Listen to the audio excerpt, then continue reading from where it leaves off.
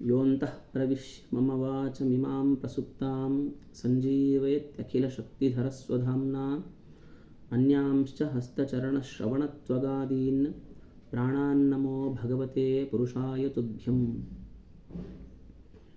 अभ्रमं भङ्गरहितम् अजडं विमलं सदा आनन्दतीर्थमतुलं भजे तापत्रयापहम्। चित्रैः पदैः च गम्भीरैः वाक्यैः मनैः अखण्डितैः गुरुभावं व्यञ्जयन्ती भाति श्रीजयतीर्थवाक्। अञ्जनासूनुसान्निध्यात् विजयेन विराजितम् अजितप्रीतिजनकं भजेऽहं विजयध्वजम्। अनवद्यात्मचारित्र्यं वादिखद्योतभास्करं विद्यामान्यगुरुं वन्दे विद्याविद्योतभास्वरम्। तपः स्वाध्याय शुश्रूषा कृष्णपूजारतं मुनिं विश्वेशम् इष्टदं वन्दे परिव्राट चक्रवर्तिनम्। श्री गुरुभ्यो नमः।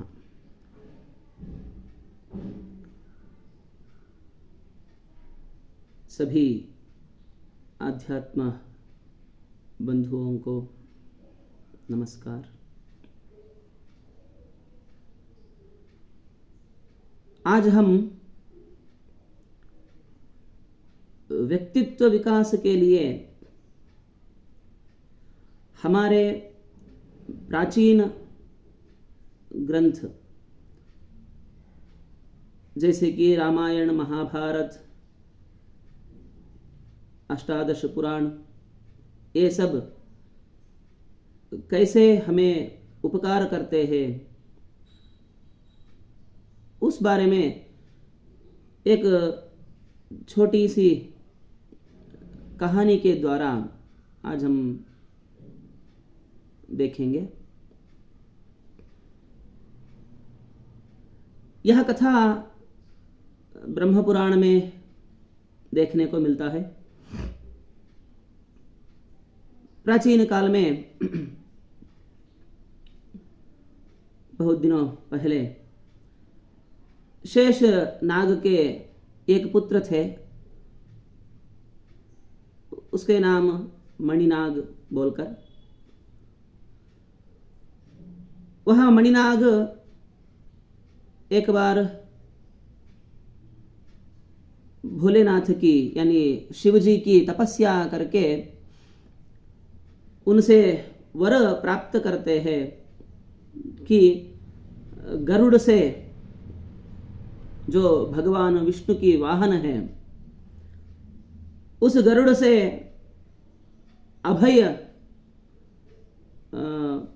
देने का वर मांगते हैं। वैसे ही भोलेनाथ है तो वह वर प्रदान करते हैं। आज से तुम्हें गरुड़ से भय नहीं होगा। इस वर को प्राप्त करने के बाद वह मणिनाग सब तरह इधर उधर पूरे लोकों में निर्भीत होकर आने जाने लगे हैं। वैसे ही एक बार जो क्षीरशायी विष्णु है वहां पर क्षीर समुद्र के पास वहां जाने लगे स्वच्छंद रूप से।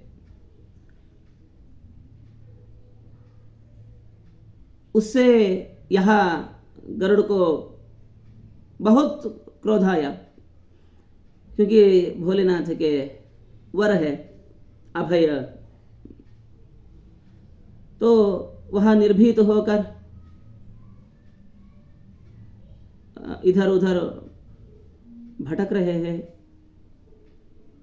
मणिनाग। तो उससे बहुत क्रोधित यह गरुड़ उसके गरुड़ पाश से उस मणिनाग को बांध कर घर में छुपा देते हैं।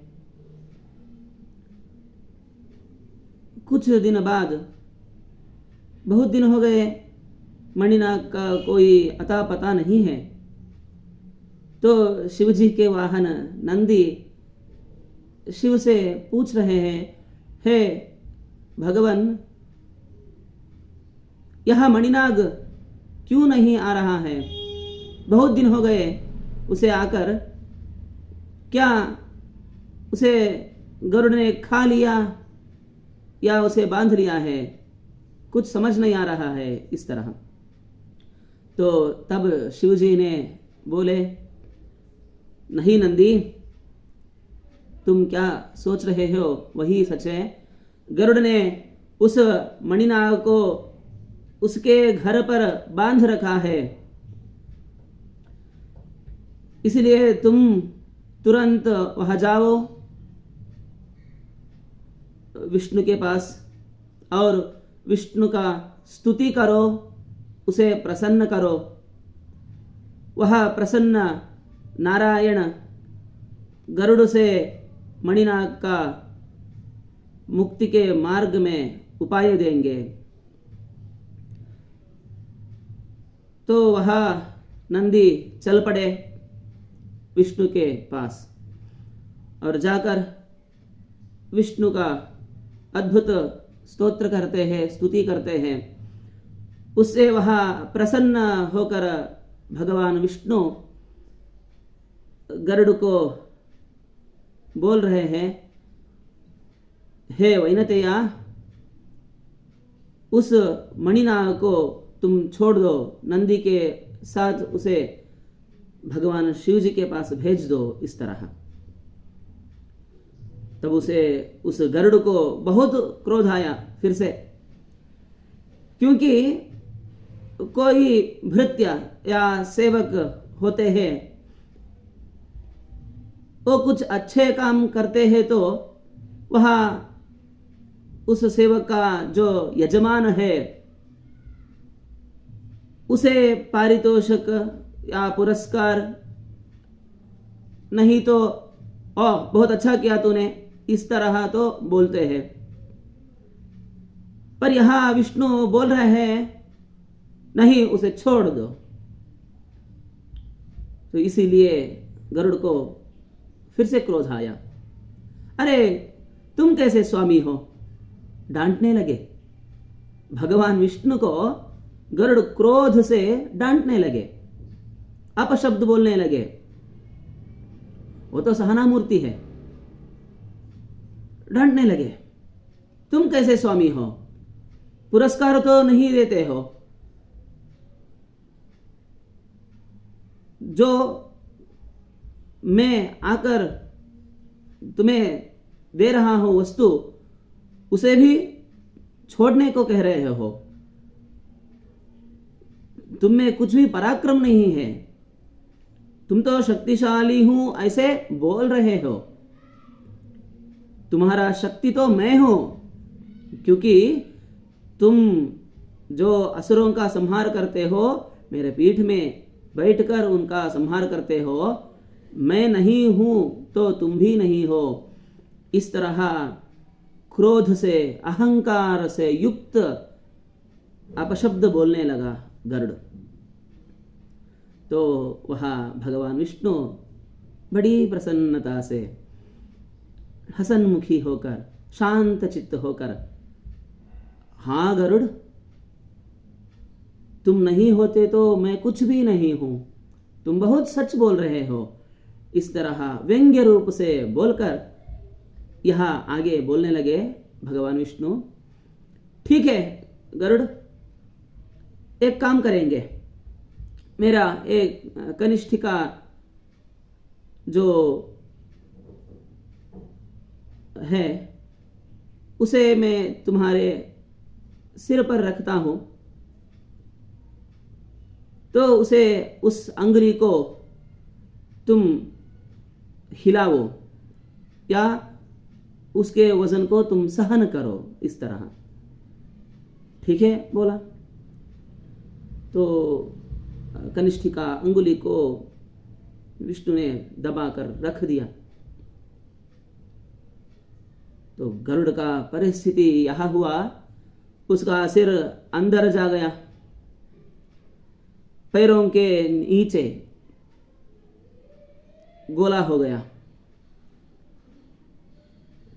तब उसे समझ में आया, सचमुच में मैं कुछ भी नहीं हूं, भगवान विष्णु ही बलवान है।